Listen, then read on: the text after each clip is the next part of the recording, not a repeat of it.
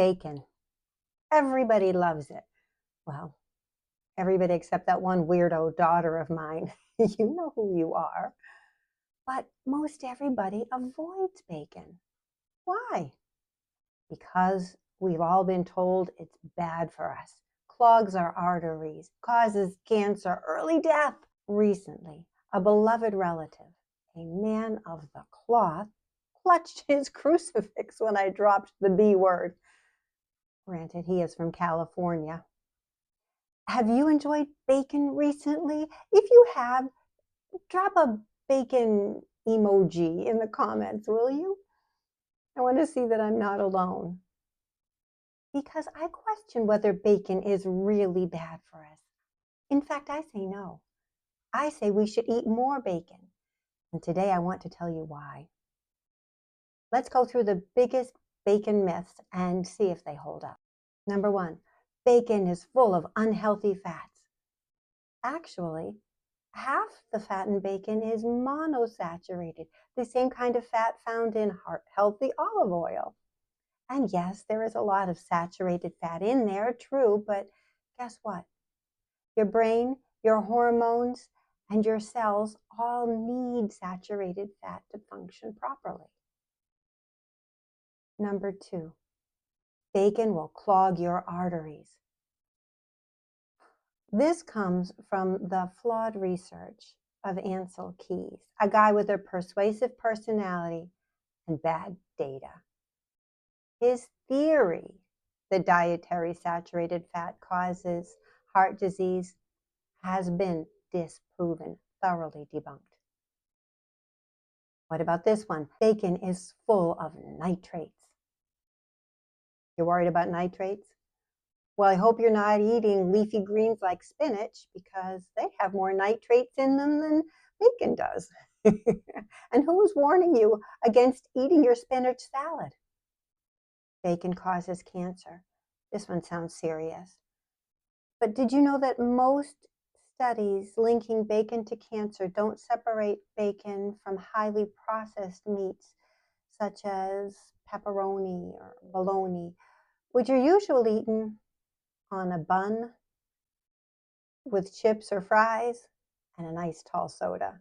Do you think these are taken into consideration in these studies? Exactly. But this nation has never been fatter or sicker. That's undeniable. What is the real problem here? It's ultra-processed foods. If you've ever seen me, you knew I was going to say that. It's the sugar, seed oils, and additives in the ultra-processed foods we eat all day, every day, not a few slices of bacon. Quickly here. In the mid-20th century, the food industry started pushing low-fat everything. But here's the problem. Fat is flavor. So when they swapped out the natural fat and swapped in cheap, unnatural, industrial seed oils, which is bad enough, they had to load everything with sugar to give it some flavor. The result, a health disaster. Just a few examples. Alzheimer's cases have exploded from 2.3 million in 1990 to over 7 million in 2019. That's almost a 150% increase. Arthritis has more than doubled from 247 million in 1990 to 528 million in 2019. And heart disease, the very thing Ansel Keys was setting out to cure, well, it was rare in the early 1900s, but it surged right after we swapped out animal fats for seed oils. Coincidence? Maybe, but it's a pattern I can't ignore. Here's the truth. Bacon belongs in a healthy diet. Brains love bacon. Did you know that your brain is 60% fat? And it thrives on natural, healthy fat like that found in bacon. The war on fat has been a disaster for cognitive health. Moreover, hormones love bacon. Are you ever feel a little moody, anxious, a little out of whack? Low-fat diets wreck your hormone balance. Your body needs fat to regulate hormones like estrogen and testosterone. And hormones regulate your mood and your emotions. Energy loves bacon. Okay, maybe that's a stretch, but hear me out. Your energy levels crash when you load up on carbs. Cereal, toast, bagels, spike and crash, spike and crash. But bacon, steady as she goes due to low to no carbs. No carbs, no energy roller coaster. And bacon satisfies. Forget Snickers. You won't need sugar when you eat only protein and natural fat. Or protein, natural fat, and very low carbs. No hangry carb cravings. And overeating is far less likely because you actually feel full. Something I'll bet you haven't experienced very often if you're eating seed oils and carbs all the time, if you're eating ultra processed foods all the time. And bacon delights. Bacon, it's more than just food. Now, I know what you're thinking. You don't need bacon to feel full. You can hit those satiety hormones with eggs or hamburger. You can get plenty of protein from steak or chicken. But bacon, hot, crisp, sizzling, sweet, salty bacon is a delight for the senses. Forget boring chips and soggy fries.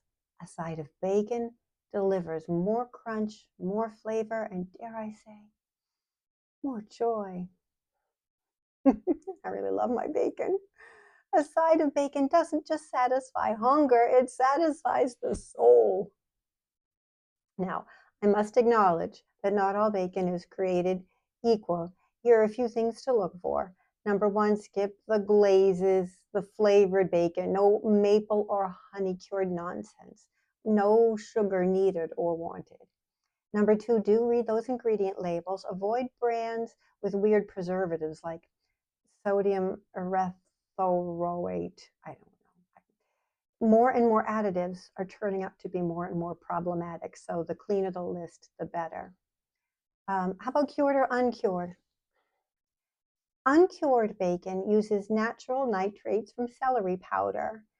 It's not a huge difference, but if it matters to you, choose uncured. And finally, what about boxed bacon? I gotta be honest, I love it for the convenience. Pre-cooked bacon is a lifesaver for when you want a quick meal, which for me is every day. Okay, and finally, my pro tip, save the fat. Let's talk grease. My sainted mother, oh, she used to collect rendered bacon fat in an old coffee can, put it in the fridge, and throw it away when it was full. Ouch. That fat, also known as lard, is a clean, stable cooking fat. Along with tallow, lard is the OG kitchen fat, the one that was replaced by cheap, unnatural, unhealthy seed vegetable oils. So invest in a lard saver. There are many cute options available on a certain online store. You can keep it right on your countertop. That rendered bacon grease will solidify and stay fresh for weeks and weeks. Not that you'll keep it around that long because you can use it in so many ways. Fry up your eggs or chicken or meat.